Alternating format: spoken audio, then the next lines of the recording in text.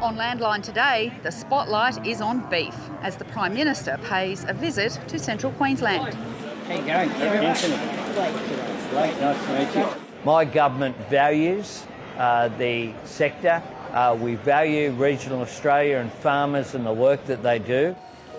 An industry in crisis calls for help for Australian grape producers looking to get out of wine grapes. It's a crying shame because they were beautiful vines, but you can't keep working for nothing. And controlling wild horses without a cull, rehoming brumbies. The management implications are different in each area. We're doing what we can. It's a very small part of the puzzle. Hello, I'm Pip Courtney at Beef 2024 in Rockhampton in central Queensland. This event is so big, it's held every 3 years and it's a must-do on the beef industry calendar.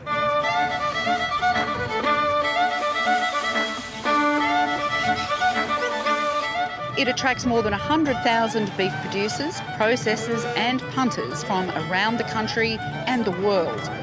The week-long program has cattle and carcass competitions, trade fairs, seminars, the latest in ag tech and innovation, and of course, food. And it's a great place to catch up with old friends and make new ones. The event attracted a lot of politicians, both state and federal. The Prime Minister, Anthony Albanese, was here for nearly 2 days and copped a grilling over stalled compensation payments to those affected by the ban on live cattle exports. An interview with him coming up later. You might think Australia's wine industry is back on track after resuming trade with China. But it's estimated there are more than 500 million litres of red wine sitting in tanks around the country. Ahead of next week's budget, struggling wine grape producers are calling on the federal government for financial assistance to help them grow a new crop or get out of the industry. National Rural reporter Cass Sullivan has the story.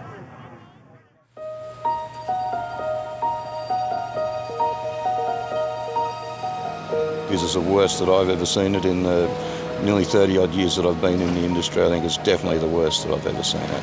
Most growers are subsidising their farms. We have over 2 billion litres or 2.9 billion bottles worth of wine, and that equates to over 875 Olympic-sized swimming pools worth of wine. What we're looking for is a course correction. It's a crying shame because they were beautiful vines, but you can't keep working for nothing. Australia's wine industry is in crisis, and it's inland grape growers who produce Australia's bulk wine who are on the front line. Third-generation grower Peter Cremasco has spent his working life tending vines here at Yenda in southern New South Wales. Some of them were planted by his grandfather.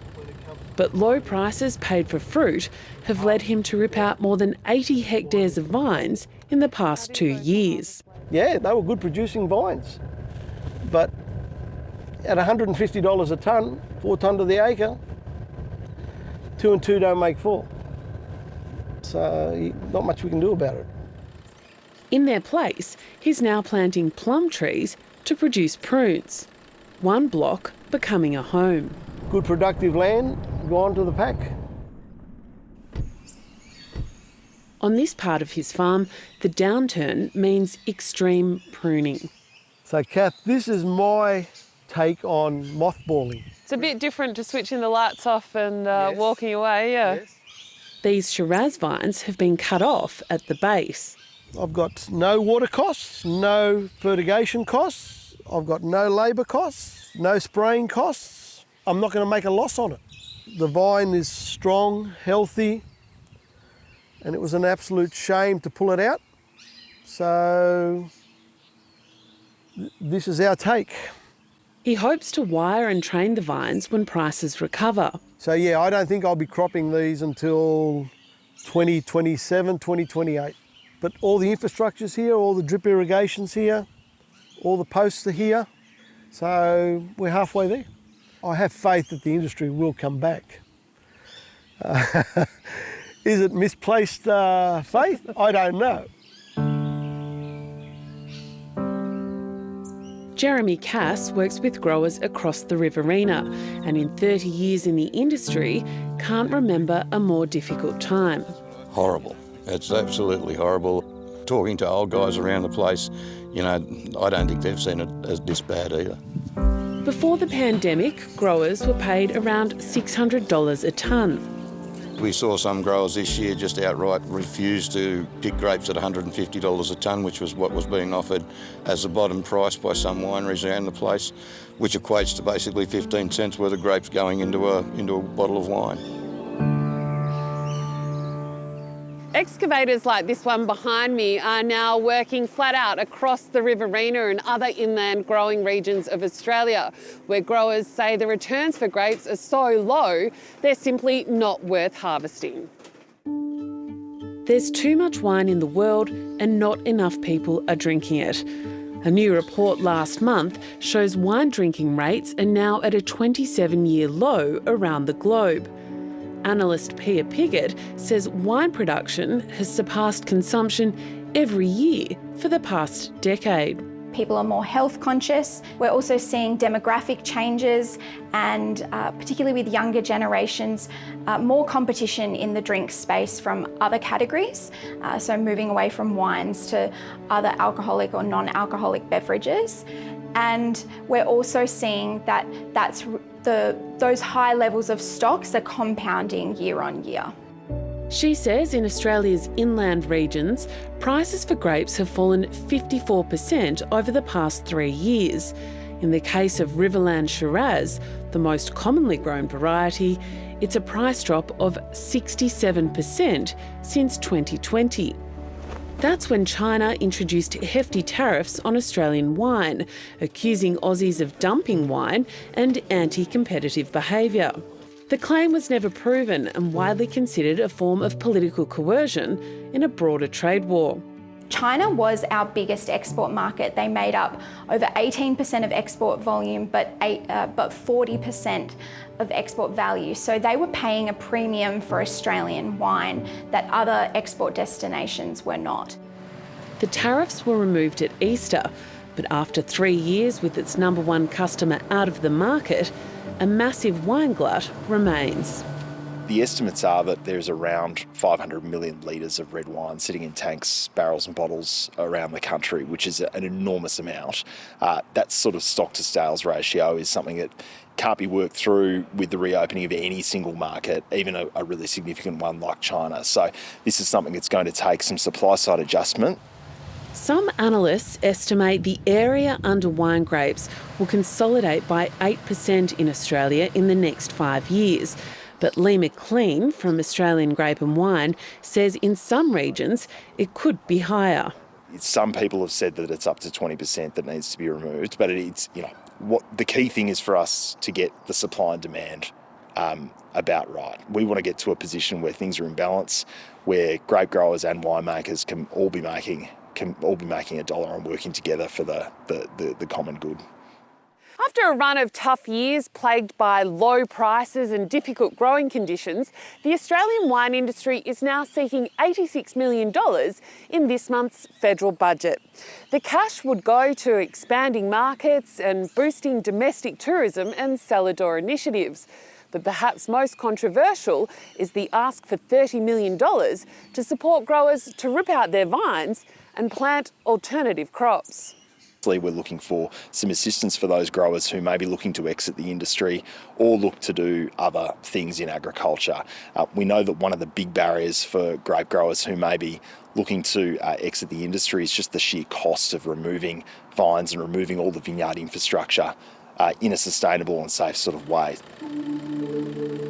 Removal of chemically treated pine posts is one of the biggest expenses. The only way they can be treated at the moment is be wrapped up and put into landfill. You know, we used to be able to pull everything out when we had the old posts, push them into a big heap and burn it. Well, you can't do that anymore, which means more cost of actually removing the vines before you can even think about contemplating putting something else in. It costs about $7,000 per hectare to remove vines and can take up to $30,000 per hectare to then establish plantings or new varieties of horticulture. The industry is asking government for grants to cover part of the cost, essentially helping wine grape growers to grow fewer grapes.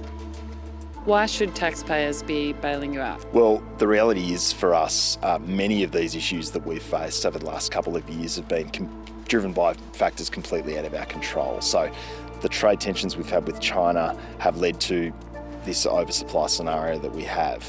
What we're looking for is not baked in systemic sort of assistance measure from the government. What we're looking for is a course correction. I think this is the best thing what we can do, is to push them out and try something else. There have been examples in the past where there's been different schemes put in place to both remove vines, but there's also been incentives in the past, government incentives to plant vines as well through managed investment schemes and the like. But what is different this time is that I think the industry really does recognise that there is a fairly unique problem. We know that we are at a bit of a crucible sort of moment for the sector. We need to be making some adjustments now so we don't have a really hard landing for a lot of those growers and a lot of those communities over the next couple of years, which is what we're trying to avoid.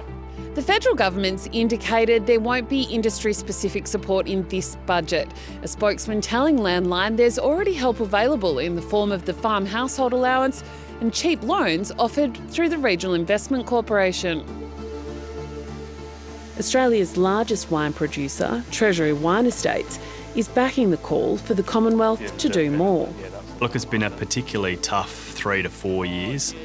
And a lot of the issues that have not only plagued the broader industry have really concentrated on the inland commercial growing regions of Riverland, Riverina and also Sunraysia. Karen Petty is Chief Supply Officer at Treasury, working with growers across inland regions as well as at its own wineries. Well, as an industry, we've been trying to work with growers and sort of aiming towards next year being the year that things come good, but these trends that are affecting growers are enduring.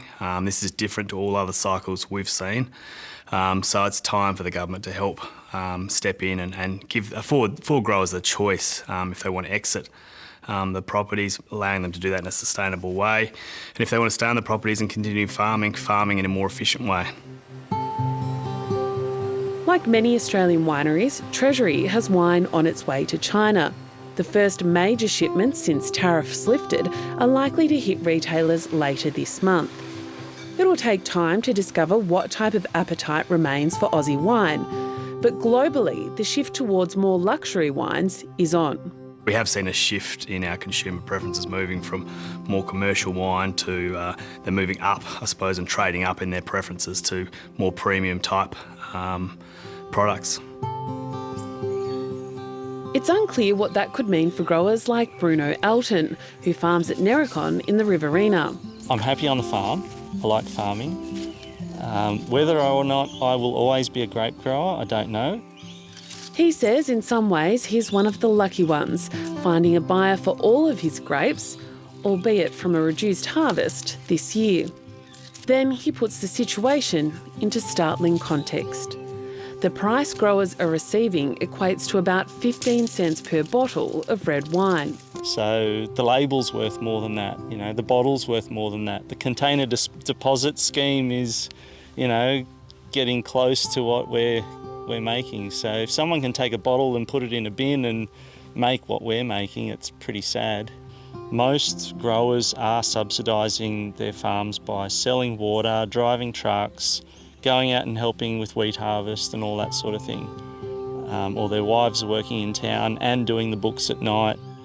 It would typically be a quieter time of year on the farm, but the jobs, like testing irrigation lines, have piled up.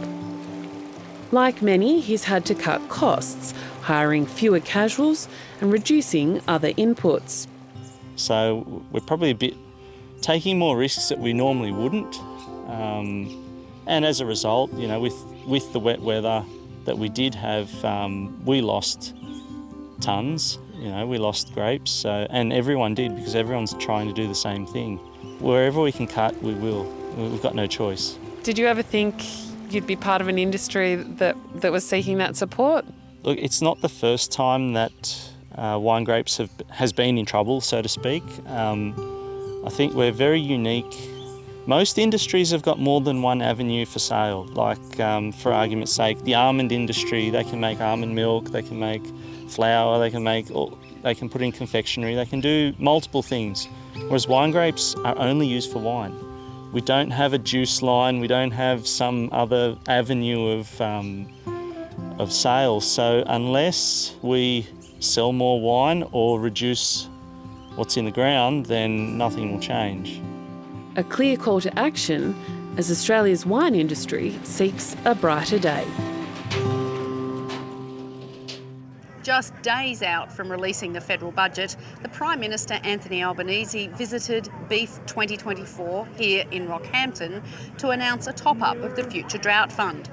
As well as weighing in on the big issues like supermarket inquiries and compensation payments to live export producers, the PM shared his favourite cut of beef. Prime Minister, welcome to Landline. Good to be here. You've announced a $500 million top-up of the Future Drought Fund. What will that mean, say, for a typical beef producer here at Beef Week? This is about a change in the funding, so it's about building resilience. How do you get ahead of droughts, build capacity, build that resilience up so that the impact of droughts when they happen are less. We've always had droughts, we've always had floods. But what we need to do is to get ahead of that.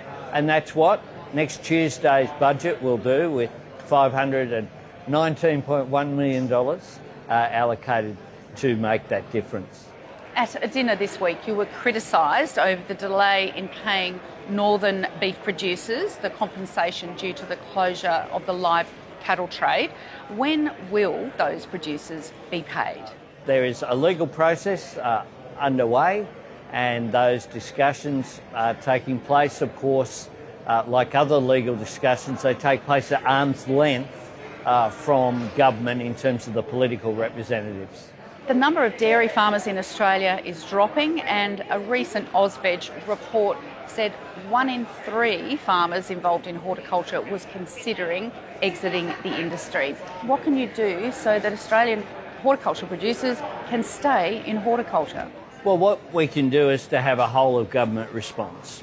So when it comes to supermarkets, we've got the ACCC taking action. We've had Dr. Emerson's work as well, looking at whether the code of conduct which supermarkets have in place that's voluntary should be mandated. The second is making sure that our markets have, our products have markets overseas. Our beef exports alone are expected to be around about $12 billion in the next financial year. That's extraordinary. Supermarket behaviour and pricing is one of the top reasons that veggie growers gave for considering exiting the industry. There are 6 inquiries into the supermarkets now. As Prime Minister, what do you think needs to change to give farmers a fair go? We'll do whatever is necessary. We're already seeing, I think, some change in behaviour with the spotlight that is on. There's a bit of evidence, if you look at the inflation figures, that that's having an impact as well. But what needs to be looked at as well is that whole of supply chain. What feeds into the costs to make sure that farmers are getting fair compensation for their hard work. Agriculture Minister Murray Watt has had the report into the phase-out of live sheep from WA since October last year. When will it be released? Well, that will occur soon, along with a government response. What's soon? It will be soon. It will be an appropriate response. We want to make sure that we look at the industry as a whole. We've been consulting extensively. Farmers here are outraged that there are plans to trial the injection of liquid CO2 from emissions from a coal-fired power station into the Great Artesian Basin. What we'll do is give proper consideration to it. It currently is, of course, the subject of legal processes.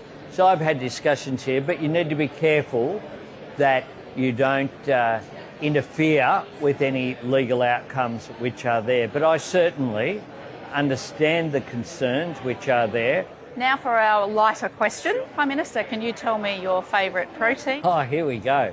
Favourite meat is really easy. A T-bone steak, you can't get past it. I like wanting to be able to chew on a piece of meat, and I'd only envy a T-bone. Coming up on Landline, controlling brumbies without culling. How rehoming is working. I just love seeing the transformation, and I love giving people the opportunity to learn those skills. So, you know, like I could break in a brumbie, you know, continuously, and I still wouldn't be able to rehome as many as we can through the camps.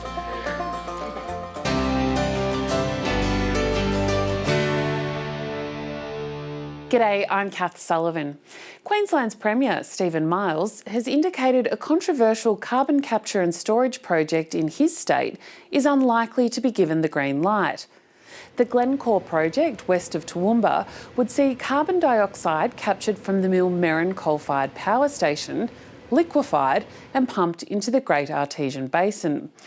But it's attracted widespread criticism from farmers, environmentalists and even Australia's richest woman, Gina Rinehart. They argue it could pose an unacceptable risk to the environment and agriculture. Knowing Queensland's environmental laws as well as I do, I think it's unlikely to pass that environmental test, but it's an important and independent process. Queensland farm lobby group AgForce has also launched legal action, which it hopes will force the Commonwealth to assess the project under federal environmental laws. The concern that farmers have got is the Great Artesian Basin plays an incredibly important role as a water source for agriculture, not just in Queensland but in so many states across Australia. And the concern is that allowing this project to go ahead would potentially contaminate that water source and put some of our prime agricultural land at risk. Glencore has long maintained the project is based on robust scientific fieldwork and data, and the CO2 is food grade, posing no risk to agricultural or town drinking water. A major survey has found trust in Australia's major supermarkets has plummeted, with Coles and Woolworths suffering a dramatic reputational crash amid allegations of price gouging and excessive profits. The Roy Morgan survey has found Coles, Australia's 5th most trusted brand last December, has now plunged 221 places to become the 9th most distrusted brand. Woolworths dropped 21 places from its December ranking as Australia's 2nd most trusted brand to become the nation's 34th most trusted. And finally today, Telstra is delaying its 3G closure amid concerns hundreds of thousands of Australians could be blocked from making emergency calls when the 20-year-old network is switched off. The telco was due to shut down the network on June 30, but will postpone the closure until August 31 to give Australians more time to upgrade their handsets. Fresh figures show more than 200,000 Telstra customers are still using 3G-only mobile phones that would no longer work when the network is switched off, or a subset of older 4G phones that could also be caught out by the shutdown. This subset of 4G handsets are of great concern because they're configured to default to the 3G network for 000 calls, meaning owners may not realise until they're in an emergency. And that's Landline News.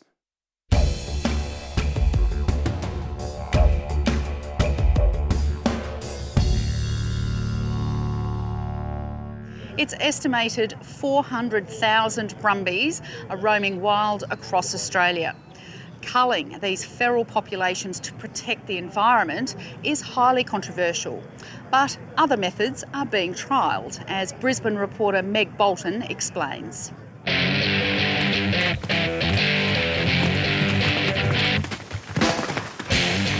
Fresh from the wild, these brumbies are powerful and sometimes dangerous.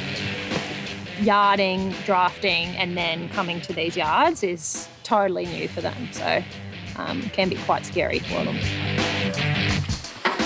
These wild or feral horses have been trapped in pine plantations on the outskirts of Gympie in southern Queensland.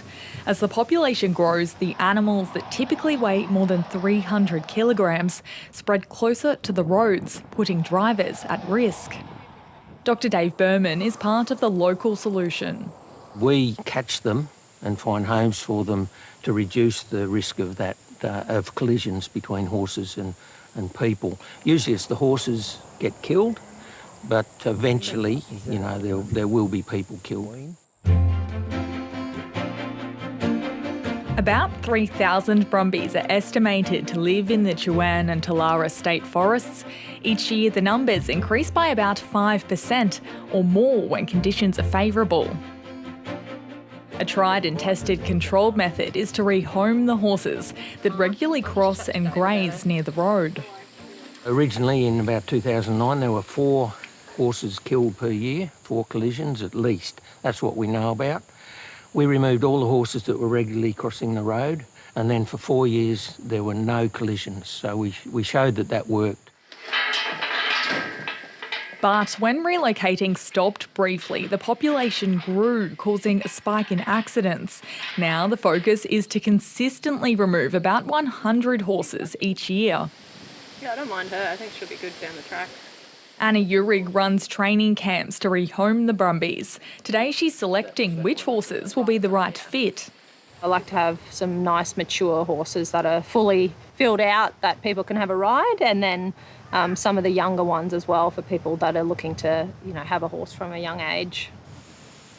From tracking to transporting, the process is slow and requires patience and a respect for the animals. In this area, a tailored approach is required to trap the brumbies that won't be enticed by food or water. So we use electric fences, and we build a really large electric fence area. It can be up to 4 kilometres long, which is, you know, it's over 250 acres in area. So we'll build that around the horses and gradually make it smaller, and then get them into a laneway, and then into hessian, and then into panel yards. The same method is used to get them onto the truck, gradually reducing the fenced area and allowing the horses to settle. If you put too much pressure on, they'll go through the fence anyway. Giving the horses a second chance at life is long and often an emotional process for animal lover Dave, who creates a strong connection with the brumbies. They're wonderful animals, and that fella with the curly mane that I loaded, he's pretty special. He's so frightened, but he trusts me already. It's very special. Dr Berman has been managing brumby populations for 40 years across Australia. In large numbers, the descendants of escaped domestic horses damage the environment and impact native animals. He says rehoming is becoming more common, but it's not the only solution. In a lot of other parts of Australia where populations are getting too much, horses can be shot from the air or the ground. Once these horses leave the forest, they're transported about half an hour away to where the camp will begin. The challenge for camp attendees is domesticating the wild brumbies that 3 weeks ago wouldn't let a person get within 100 metres. Hopefully by the end of our time here before the camp starts, they've gotten used to the yards and settled down a bit. So, yeah, I think we've picked some nice ones. About 15 brumbies are rehomed at each camp. While these horses were trapped from the local forests, others come from central Queensland. There can be a range of breeds, including thoroughbreds, stock, quarter and heavy horses. Participants travel from as far as Tasmania to attend and pick their brumby before camp begins. I liked his age, and I liked the way that he moved, and just he seemed sensible. I kind of picked him because when Anna ran him through the round pen, he was the chill one. So I'm like, yeah, he's perfect.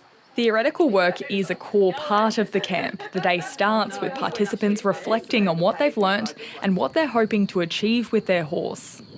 I'm starting to be more relaxed and natural with him. The more he relaxes, the more I relax. Forming a close bond of trust and affection between the brumby and handler is key for the learning process for both human and horse. I just love seeing the transformation, and I love giving people the opportunity to learn those skills. So, you know, like I could break in a brumby continuously and I still wouldn't be able to rehome as many as we can through the camps. And it means getting brumbies, from the bush that don't have a certain future, giving them a chance at domestic life, which is pretty cushy. Feed, water, wormer, all that. An overpopulation of brumbies is a national issue. In New South Wales' largest national park, Kosciuszko, the government is culling horses in the hundreds. In 2022, about 18,000 horses were estimated to live in the park, but as part of a state government management plan, more than 15,000 brumbies could be killed by 2027, to the despair of passionate locals. Meanwhile, a brumby rehoming program in the same park has been suspended as authorities investigate a claim more than 250 horses were given to a person with alleged links to an illegal knackery. The management implications are different in each area. We're doing what we can. It's a very small part of the puzzle. In northern New South Wales, the state government's local land services have been working with landholders and rescue groups to trap and rehome wild horses near Grafton. The objectives were to get these horses away from the Pacific Highway. That was a catastrophe waiting to happen. We had horses within metres of a 4-lane, 110-kilometre stretch of road. The local land services found a flood event had displaced some horses to new areas, causing environmental impacts and a spike in traffic accidents. And it's not just about safety either for people, it's the safety of the horses, as a number of them have been hit on the road. Not just that, they're a hard-hooved animal, so they do, and especially in these dry times, start affecting the waterways and in environmental sensitive areas. In the past 3 years, more than 130 have been captured and rehomed under the state government's Biosecurity Act. It's an achievement they're proud of after taking 18 months to get all government agencies and residents on board. Previously, there'd been probably far harsher approaches to wild horse management, and that's not what the community wanted. Landholders help by often providing the water, which combined with food slowly attracts the horses into the traps. It's about a passive trapping program, so it's not putting any pressure on these horses. They're doing everything that they want to do.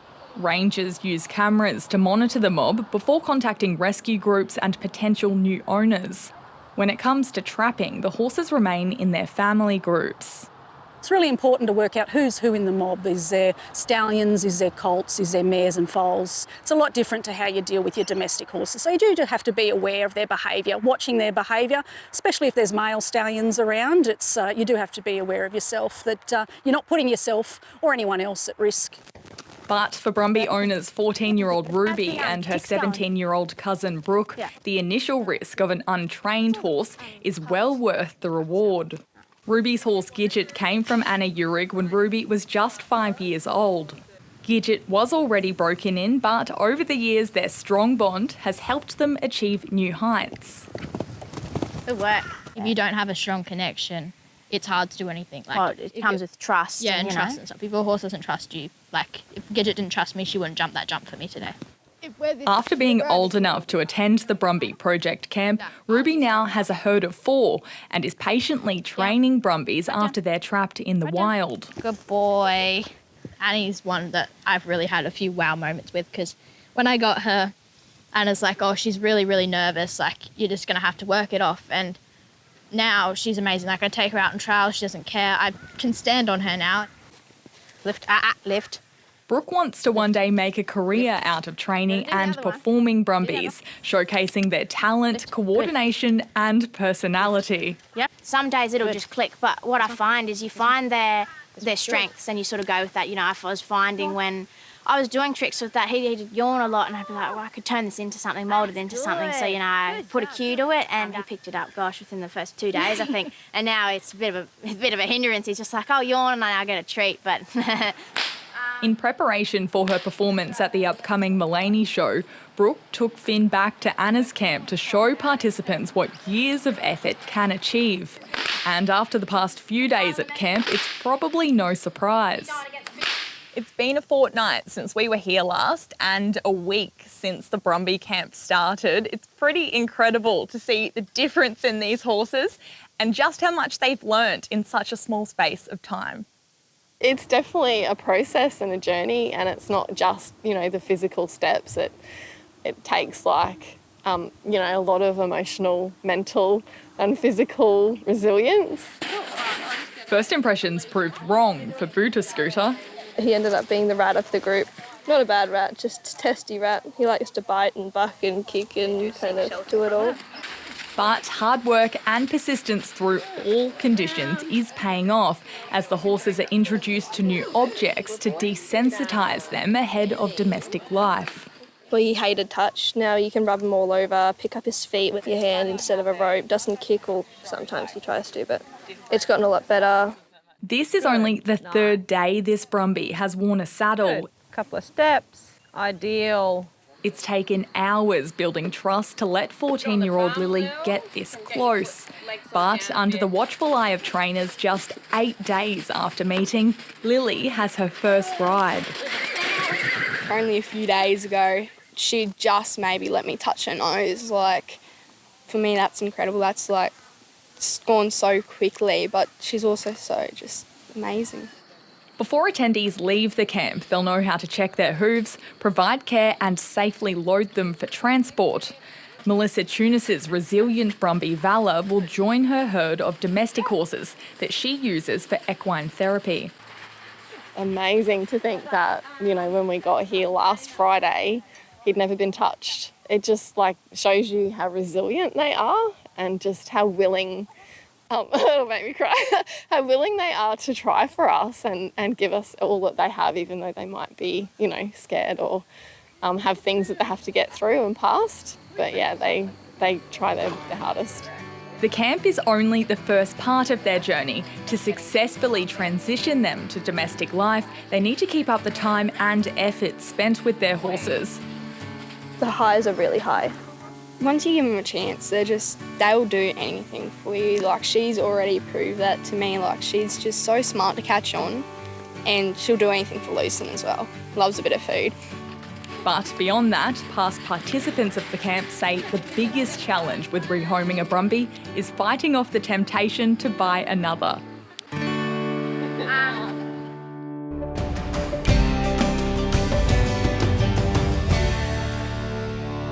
G'day, I'm Matt Brand.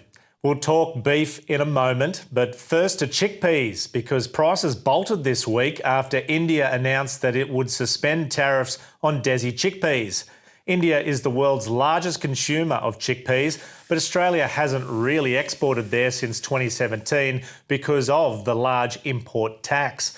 Grain Producers Australia says the timing of this announcement is good because it does give growers an opportunity to change their winter program and plant more chickpeas if they want.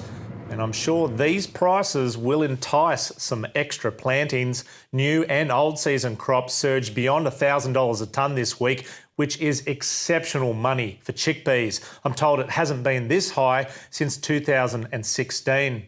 It was a good week across the board with solid gains for canola and wheat, spurred on by a few reasons, including weather concerns for crops in the Northern Hemisphere. It was a pretty steady week for cotton and sugar futures. Cane growers were told at a conference this week in Mackay that global demand for sustainable aviation fuel could see the Australian sugar industry grow by 30%. Meanwhile, take a look at this. The Northern Territory's first cotton gin, located just up the road from Katherine, has this week produced its first bale. It's currently working through some of the 2023 crop, with this year's harvest in the Territory expected to start in the coming weeks. This facility costs more than $70 million to build, and it means Territory growers will no longer need to truck their cotton thousands of kilometres to Queensland for processing. The wool market continued to slide. AWI says it's become noticeable the lack of regular buying and competition for the superfine merino sector, with interest from Europe and India missing in action. Lamb prices were down this week, but mutton jumped. The latest MLA data shows mutton exports to China eased in April, but boomed in other markets such as Saudi Arabia, the US and Qatar. And finally, let's talk beef. It seems most of the industry went to Rockhampton, and perhaps that's why the number of cattle in sale yards this week fell by about 30%. Prices lifted for heavy steers and restocker heifers. The Eckie is sitting at just over 600 cents a kilo. Meat and Livestock Australia has launched a new cattle indicator called the Nicky, which is the National Young Cattle Indicator. MLA says the Nicky is now the most accurate analysis tool of the restocker market. With expectations, it will become the benchmark indicator for the industry. Unlike the Eckie, this is a national indicator. It's a live weight price and it's created using data from physical sale yards and online sales as well, which is a first. And here's a look at the biggest beast at beef's biggest event. He's called Hall of Fame and was bred by the Wattle Grove Speckle Park stud in Oberon, New South Wales. Yeah, so he come in 1,152 kilos. So I think he was close enough to 13 kilos heavier than everything else. He's all red meat and muscle. There's not, not a whole lot of fat there on him, and he's got a good cover. So yeah, we're impressed by him. And well done to Queensland cattle producer and Cattle Australia director Adam Coffey, who was named the Red Meat Industry's Achiever of the Year. He says while there's plenty of challenges facing the industry right now, the mood at Beef 24 was upbeat. Beef Week's epic, and it gets bigger every time we hold it. We know it's a good event, but then we come here and we remind ourselves of how good it is. The networking opportunities, catching up with people, having a beer. There's you can see it in people's eyes. There's a mixture of excitement and euphoria to be here, and then just pure exhaustion. Well done, Adam. That is the Landline check on prices. Keep it rural.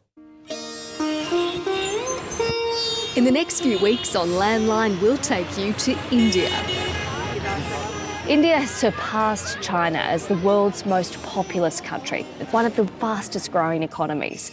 A free trade agreement is in the works, and there's plenty of opportunities for Aussie businesses.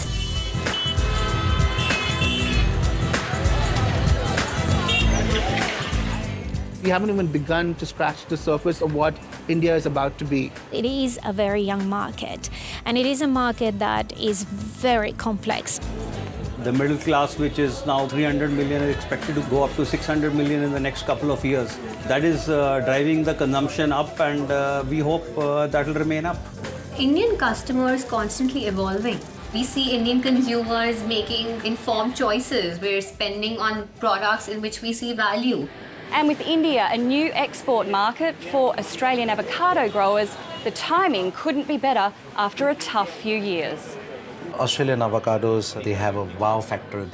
In our company, we call it as a green gold.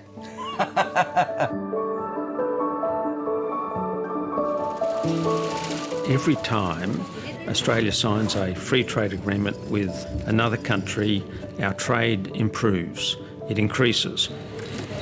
Under the FTA, we've been able to get 51,000 tonnes of Australian cotton into India with no tariff, and that makes it very, very competitive with other growths from around the world. We've seen the amount of almonds exported double to a record level. They now represent 20% of all our exports. If every Indian were to consume 1 glass of wine a year, our per capita consumption of wine would just be going through the ceiling. That's so beautiful. The share of Australian wool can be much, much higher than just 14 million. And there's a great catchphrase going around, grown in Australia, made in India and exported to the world. Happy Mother's Day to all the mums watching, and especially my mum. To celebrate and help some young mums who might have missed out, we're going into the Landline archives for this story on the Motherland network. Tasmanian farmer Stephanie Trethewey set up Australia's first national online rural women's group after she found herself struggling with her first child. With postnatal depression rates 4 times higher in the bush, it was a welcome support. And Stephanie was named the 2022 Rural Woman of the Year for her efforts. Is there a little baby in here?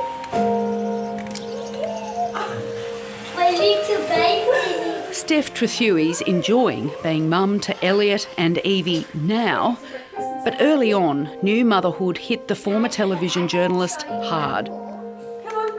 I didn't know how consuming life on the land would be, and I'd never been a mum before, so it was just all this change, a change in identity, a change for us as a couple, for me as a woman, And it was just, a bit of a perfect storm, I think. Sit down, I'll have a cappuccino. Steph, husband Sam and 6-month-old Elliot left Melbourne in 2018 to start a new life running cattle in northern Tasmania. She didn't expect it to be so difficult.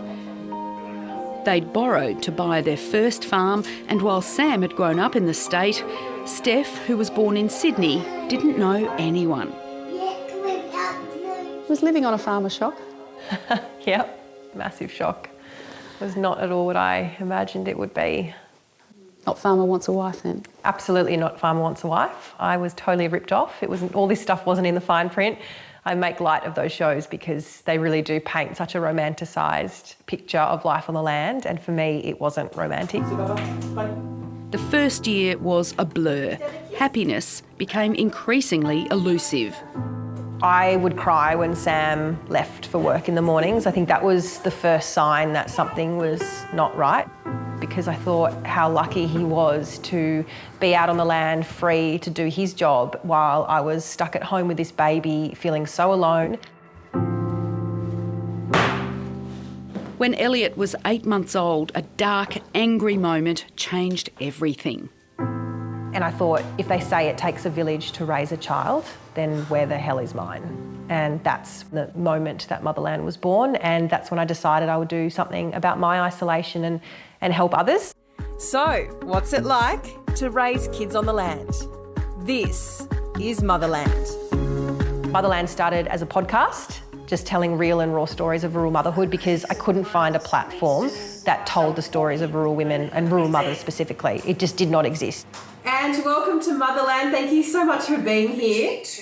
150 episodes and 400,000 downloads later, positive listener feedback keeps her going.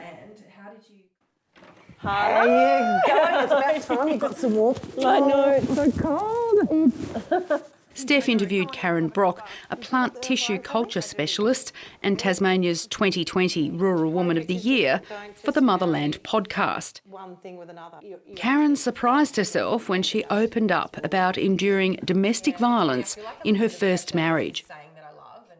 And the 5-year-old came out of the bedroom and put his arms around me and said, "It's all over now, Mummy, he's gone." Karen's story completely took me by surprise, and every week they do. Women coming to me with some of their deepest, darkest struggles saying, "I want Motherland to be the first to share this." I mean, that's special. I don't think she realises it yet.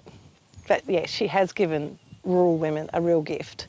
And that gift is sometimes to laugh at ourselves.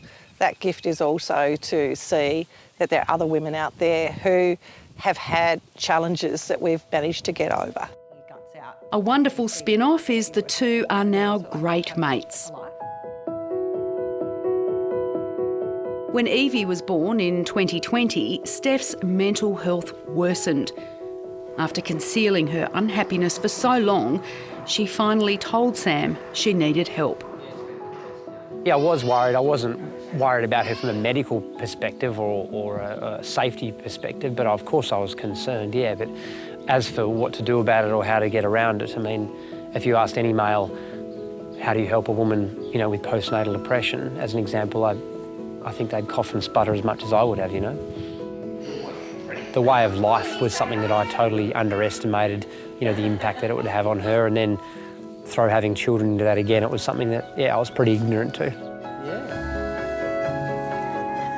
The success of the podcast gave Steph the confidence to venture further into the online world by replicating the mothers group she'd experienced briefly in Melbourne. I can see you. And over 50% of rural mums don't have access to a mothers group, either due to their geographical location or just a lack of local services. So I thought I would launch Motherland Village, which is Australia's first online rural mothers group program. Steph's guided 15 groups of 10 through a 6-week structured program. She then leaves it to them to stay in touch. Steph was in the first group and found no topic too dark to discuss. We share everything, and it's really that safe, non-judgmental space where we can just be us, and yeah, it's been amazingly supportive. It helped me so much. It helped me having women at the touch of my fingertips every day through messaging who could relate to my struggles, who I could vent to, talk to, laugh with, cry with, have a Zoom with a glass of wine with. Like, it was just, it's been the most beautiful experience. And some of those girls, you know, I do consider some of my close friends now, which I think is crazy because I haven't met most of them. Although the nearest town was just 15 minutes away, Steph felt socially isolated. But many of the 90 women in her groups are geographically isolated as well.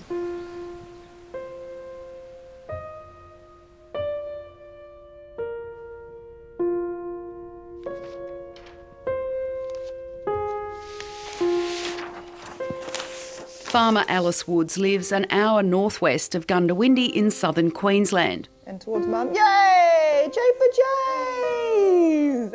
She enjoyed early motherhood, but when her son James was a toddler, she found she wasn't coping. And then Nicholas was born. Going from 1 to 2 kids was pretty extreme. Nick wasn't an easy baby. It was COVID, it was harvest. It was like the perfect storm. So I think that was probably the most difficult time. Do you think you as a husband understood what the pressures of being a mum were? No, I don't think so. I think you tell yourself that you do, or you convince yourself that you do to a degree, but I think a lot of husbands just aren't really aware of, you know, just how tough it is, I think. Alice found Steph's podcast helpful, but life really improved after she joined the first Motherland online group in February this year. The 10 strangers from around the country haven't stopped talking, texting and messaging since. It was an avenue to vent about husbands, to vent about farms, to vent about kids and all the scenarios that we were going on. Everyone helped everyone, even though we didn't know each other, which was just a really fascinating social experiment, I think. Hat on, boots on. For Alice, it's been life-changing. I have other villages. I have a family village. My parents and Dave's parents are phenomenal. I do have girlfriends in town who are wonderful, but this is a really different, special village, definitely. Watch out for tractors. Alice found her increased happiness spread to the children, the home and her husband. I think Dave and I have probably been able to communicate a bit better as well, whether that be because I'm maybe venting to the girls more about things that are bothering me. So when I'm seeing him, it's a much happier scenario than him walking in and me just blurting out everything that I've been thinking about for the day. By reducing feelings of isolation and creating strong friendships, Steph's own mental health improved, and so did that of the participants. I survey the mums before the program and after the program, and the mums who said before the program that they were struggling with their mental health, 90% of those women have said that the program has had a positive impact. So yeah, I think mental struggles in the bush are far more significant than we realise. You know, often, you know, she'll have a tear in her eye when I come into the kitchen. I'm like, "Are you okay?" And she's like, "Yeah, no." You know, have a look at this message from this woman, and it's just so delightful, the impact that she's having. And it's just so simple. It's just so wonderful, and I'm so proud of her. Earlier this year, Sam had more reason to be proud. For her pioneering work, Steph was named the National Rural Woman of the Year. She's glad the benefits of investing in the mental health of rural mums is being recognised. More than 90% of farms in this country are family owned and operated, and the rural mums are often the glue that holds those households together. They are the linchpin of rural communities across this country. Now Steph's goal is to connect every new rural mum to a Motherland village. We need support, we need to keep growing, but, you know, it's no rural mum left behind. That's the dream.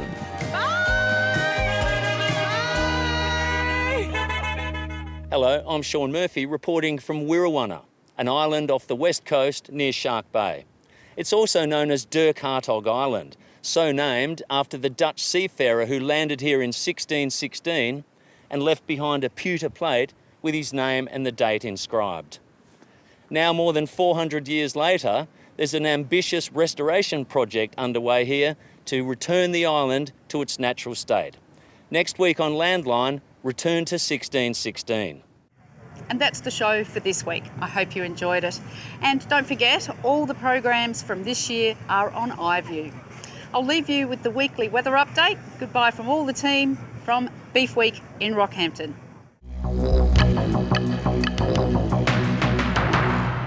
Hi from the Bureau. Here's your weekly weather wrap for Sunday the 12th of May.